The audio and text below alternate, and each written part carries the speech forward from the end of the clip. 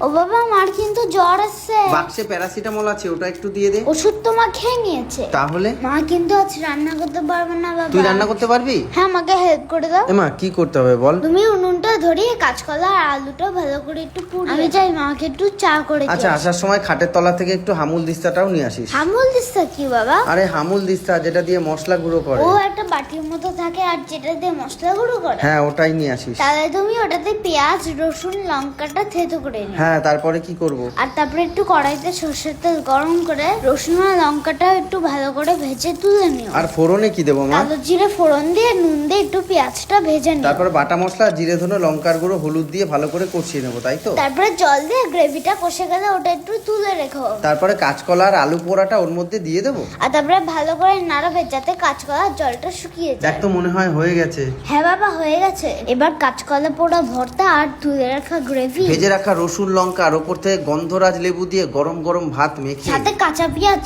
নিয়ে খেতে কিন্তু দারুণ লাগবে। হ্যাঁ মা, সত্যি দারুণ হয়েছে। তোর মার জন্য একটু তুলে রাখিস। হ্যাঁ বাবা, মার জন্য সরিয়ে রেখেছি। তোর খাওয়া হয়ে গেলে টাটা দিয়ে দে। হ্যাঁ, টাটা দিয়ে দিচ্ছি।